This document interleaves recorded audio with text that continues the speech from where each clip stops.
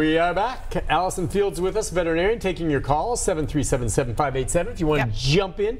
We got Todd that waited through the break. Hello, Todd. Hi, Nick. Good morning. How are you doing? Good. How are you, Todd? Well, I'm getting by. I'm doing okay. I have got a question for Miss Allison. Sure. I have got a approximately 8-year-old Shih Tzu. He was a rescue dog, and he's on flea medication every month, and he was on NexGard. Well, the vet no longer carries the NexGard. They got another Simparica. I'm sorry. Simparica. No, I think it starts with a V, but I can't pronounce it. Okay. But I noticed he's been itching and gnawing at his paws, and he gnaws on his bed. And I called the vet and told them about it, and she said it could be allergies. Yeah, chewing on your feet is not a classic flea sign. Flea chewing is usually at the tail base, scratching behind the ears, scratching around the neck. Licking at feet, chewing at feet very well could be allergies. You may want to take a minute and let your vet take a look, and he or she can discuss with you what the next step would be. Well, she told me that I could give him a half of a 25 milligram Benadryl? Benadryl, yes, ma'am. And that's what I was going to ask you. Is that something you recommend? Sure. Benadryl's an antihistamine, so it's going to stop the itching, but it's not going to stop the cause of the itching. So yes, it also may be just seasonal, so you could do a half of a 25 milligram Benadryl twice a day for a week or so and see what you get. If it's better while he's on the Benadryl and then it comes back when we stop the Benadryl, we probably need to figure out what the cause is so that we're not just masking the symptoms, so we can make it stop for good. Okay. Okay, well, I'll do that. I thank you very much. You're welcome. Tell Mr. Beres, I really enjoy your show, and I watch you most every day. Hey, thank you very much, Todd. I really appreciate it. I'm glad you called in. You call in again, and you know, we were just thinking too about allergies in pets. Can you do allergy testing maybe to try to determine what is? Yeah. So there's two kinds of allergy testing. There is a blood test, which most vets are kind of on the fence about. For areas where you don't have access to a veterinary dermatologist, it's the best thing you have. But they can be a little non-specific. Okay.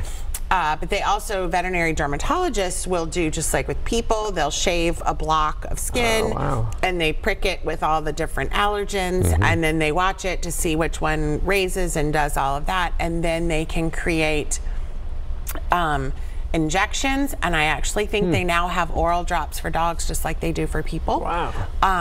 That works, I mean, it's not a cheap endeavor. However, for all of the money that you would spend going to your vet for hot spots and, you know, licking themselves raw and all, you know, treating that over the years, it's typically less expensive to go see the dermatologist and be allergy tested and get on the either injections or drops. Yeah, and those work. Oh my gosh, yes. And food allergies we've talked about before too, about why, and she's a huge advocate, which I've learned from her as well, because I don't always stick to it the way I should, but stick to one food for your dog. Don't mess with it. Don't change with it. Because then if something comes up, you don't know what it is they're allergic to, and you have to go through that whole process. You also have nothing that your vet can use as an over-the-counter food to help you try to figure it out. And you're stuck spending $100, $120 on a bag of dog food to figure it out. Right. So just stick with one type of food and how that goes. Your veterinarian knows a whole lot. They went to school for a really long time.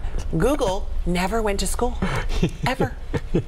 You can find anything you want on Google to support whatever opinion you have. Is the earth flat? There are people on Google that will back you up on that. We know this isn't true.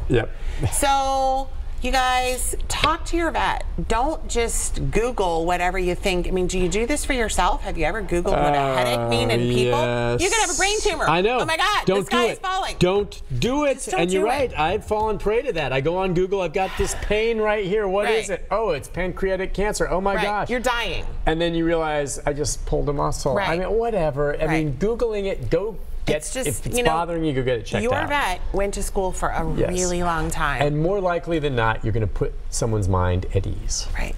And that's what you really want. Googling will send you into a panic. I had a lady come in to see me with her dog who told me that her dog had a hot spot because that's what Google said. It was not a hot spot. It was a mass. It had a tumor. But Google she argued with me, and finally I just said, great, you take care of it however Google wants you to take care of it, because I can't fix that with topicals. No, Dr. Google. Yep. Let's go to Jewel. Good morning, Jewel. How are you? Top of the morning, my friend. It's good to hear from you. Thank you. Likewise. I got my truck running. Oh, good. Yeah. I'm glad to see Miss Fields back. Yeah. My dog, she's 10 years old this month. I've had her spayed and all her current shots.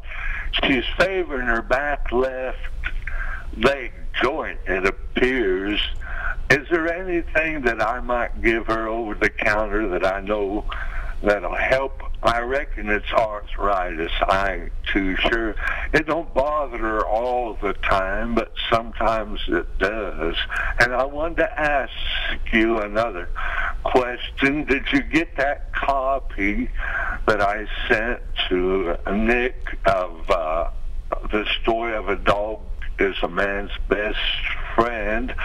And also, were y'all able to read my writing of the poem I wrote of I'm Just a Little Puppy? Thank you for taking my call. Yeah. And we all love y'all out here, so keep up the fine work and look forward to your interesting professionals you have every day, Nick. Thanks again, my friend. Thank you, Jewel. Yeah, he did send us a little packet. I'll have to show that to you. We didn't bring it up, but I think it's in the office downstairs, and it was nice of him to send that. Now, what about the joint pain? So, yes, you can use aspirin. It needs to be a buffered aspirin, not naproxen, not ibuprofen, not Tylenol. The thing about aspirin is it doesn't really, it will help a little bit. It doesn't really give great control for arthritis or joint pain. And I don't know how much the dog weighs. You probably need to talk to your vet to see what an appropriate dose would be. It's a smaller dose than people would take. There's a lot of other, like the carprofen that the caller earlier was talking about, that are more specifically for joint pain. So just realize that you might get a little bit of improvement, but it's not really going to take care of all of it. And also, if you do take your dog to the vet for any kind of pain or anything, you need to make sure that you're telling your vet what you've been giving. Even if you think maybe it doesn't matter, because if you've been giving your dog aspirin and you gave him one this morning and you bring him to me and you don't tell me this and I prescribe carprofen, we can cause a gastric ulcer. So these things interact with each other, and a lot of times have to be separated by several days in dogs. So just make sure that if you are giving something over the counter at home, that you let your vet know this, because we can avoid a lot of other problems, A, for your dog, and B, for your wallet. Does the idea of using chondroitin, glucosamine, does that ever happen with animals? Oh, yeah, Again, that's a supplement. It is. We use it a lot. I think it goes back to your quality of stuff, the bioavailability, or how much we can utilize of supplements depends on whether it's naturally derived or manufactured.